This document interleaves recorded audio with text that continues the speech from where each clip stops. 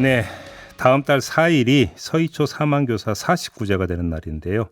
이날 하루 수업을 멈추고 추모하자는 교사들의 움직임이 나타나고 있었습니다. 근데 교육부가 여기에 엄정 대응 방침을 밝히면서 학교 현장 분위기가 좀 혼란스럽다고 하는데요.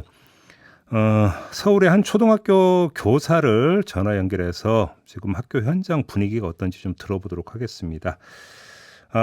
이 서울의 한 초등학교 교사 인터뷰는 익명으로 음성을 변조해서 진행을 하도록 하겠습니다. 우리 애청자 여러분들이 양해를 미리 구하면서 인터뷰 시작을 하죠. 선생님 나와 계십니까?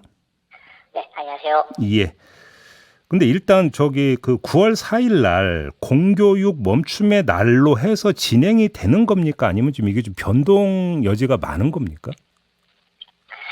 현재로서는 그 9월 4일 공교육 멈춤의 날이 진행은 미지수라고 말씀드릴 수 있습니다. 미지수다? 초기에, 예. 네, 예. 초기에 그 집회를 추진하던 저희 교사들의 커뮤니티에서도 많은 논란이 있었어요. 예.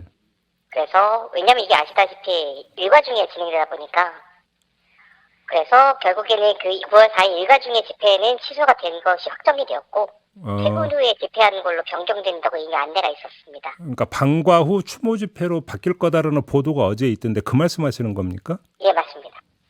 그럼 뭐 교육부고 갈등 빚고 할 것도 이제는 없는 거잖아요, 그러면. 네, 그 부분이 좀 없어지긴 했는데 중요한 것은 예. 어떻게 보면 선생님들은 예. 이런 것들이 그러니까 현실적인 이유에 부딪혔다고 생각하는 것이 좀 강해요. 좀 더 풀어서 말씀해 주신다면.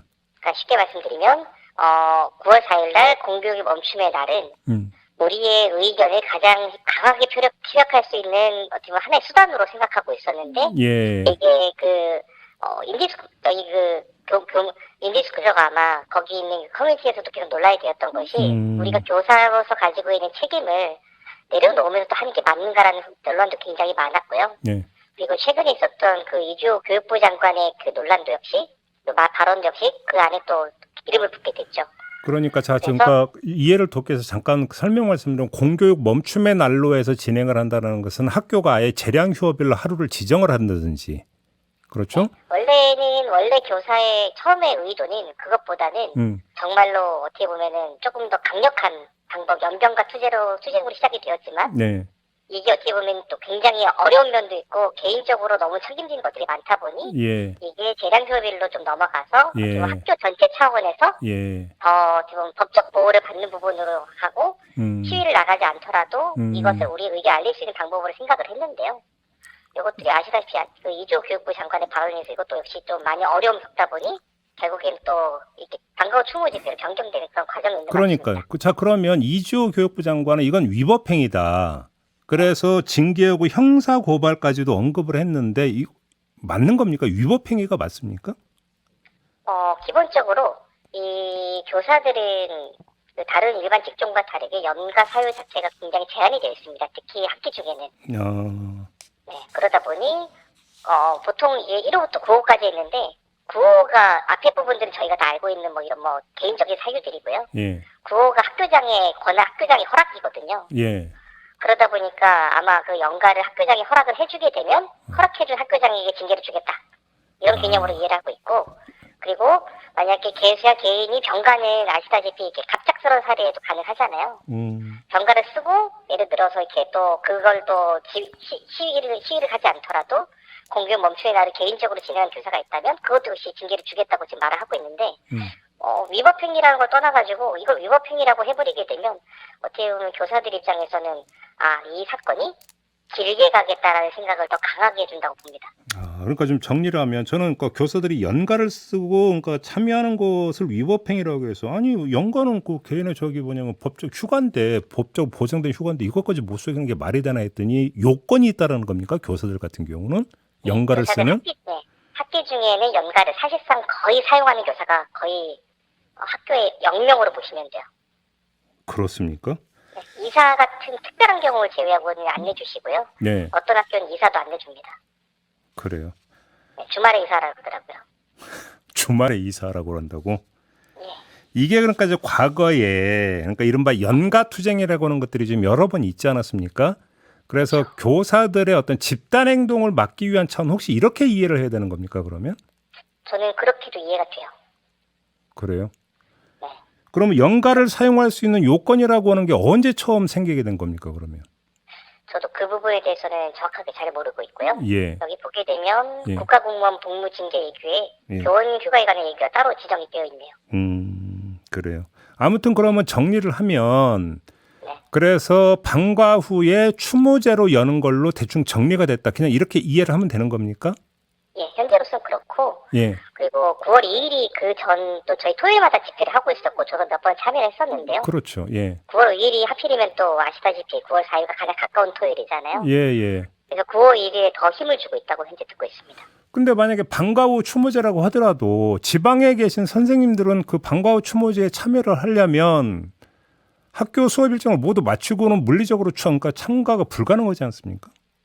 그래서 저희가 내부에서 얘기하는 것들이 예. 이번에는 방과 후 추모제 같은 경우는 서울, 경기, 좀 오실 수 있는 인천 이 정도 느낌으로 어떻게 보면은 공식적인 행사긴 하지만 네. 이것을 모두가 다 참여한다는 것은 저희도 현재적으로 어려운 거 알거든요. 네. 그리고 또 아시다시피 조퇴를 쓰고 나가더라도 외부에서는 그게 절대로 그렇게 저희가 진짜 개인적으로 조퇴한다고 받아들여지지 않을 테니까.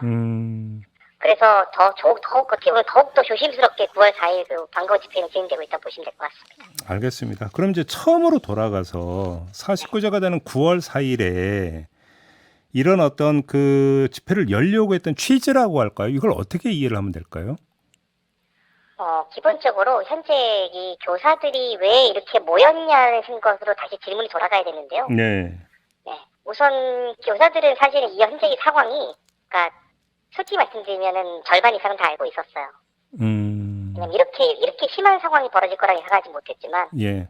요즘 학교가 되게 점점 더 어려워지고 있다라는 생각을 하고 있었고요. 예, 예. 이런 것을 어떻게 사회적으로도 요즘에 여러 가지 문제를 통해서도 가치가 드러나고 있잖아요. 네. 그런 것들도 역시 계속 학교에서도 어떻게 보면은 이미 학교에 시작됐기 때문에 이게 사회에서 시작된다고 보거든요. 예, 예. 이미 몇 년 전부터 학교에서도 아이들을 통제하지 못하고 통제하려고 아이들에게 말했을 때 아이들은 교사들의 그때는 아동학대의 얘기 나오진 않았지만 교사들의 말을 듣지 않고 학부모들도 오히려 교사들을 전혀 도와주지 않다 보니 진짜 말 그대로 그냥 갈고 닦아서 졸업을 시키는. 네. 그러다 보니 그 부분들이 사회로 진출하다 보니 지금 여러 가지 문제들이 계속 나오고 있다고 보거든요. 그러면 지금 선생님이 말씀하셨던 그런 문제의식이 특히 젊은 교사들일수록 더 이제 크다고 하던데 맞습니까? 최근에 한 선생님이, 젊은 선생님이 이렇게 말씀하시더라고요.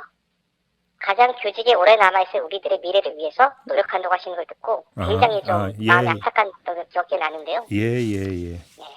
그리고 또 옆에 또 그 경력 저보다 많으신 선배 교사님도 자기도 지금까지 해온 교육이 부정당한다는 기분이라고 너무 슬펐다고 하시더라고요.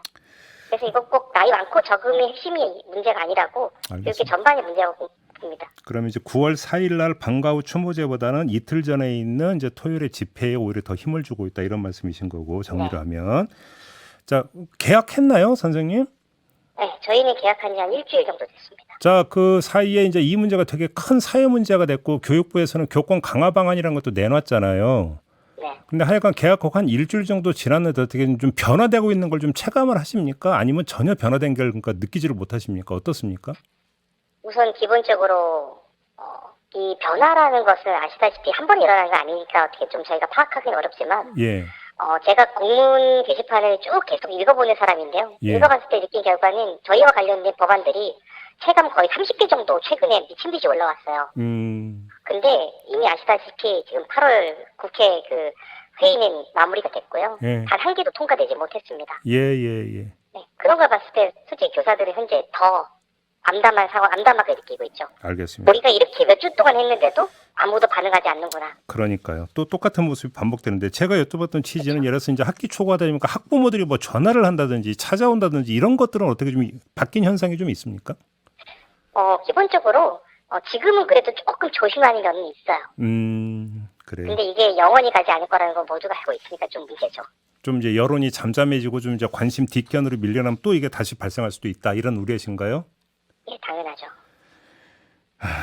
그러면 결국은 법이 정비가 돼야 된다 이런 말씀이신 거고. 네, 결국에 저희가 말하는 거는 사실 그 초중등 교육법이나 교권보호법이나 이런 것들을 어떻게 보면 하나의 그런 도구일 뿐이고요. 네. 저희가 바라는 건 아동학대법에 있는 그 개정을 그것만 요구하고 있다고 보시면 됩니다. 알겠습니다. 그래서 이제 선생님이 하는 걸 자꾸 아동 학대로 몰아가나 이거는 좀 어떻게 방지할 수 있는 그러니까 법이 필요하다 이런 말씀이신 거죠? 그렇죠. 알겠습니다. 자, 오늘 말씀 여기까지 듣도록 할게요. 고맙습니다, 선생님. 예, 감사합니다. 네, 지금까지 서울에 있는 한 초등학교 교사 만나봤습니다.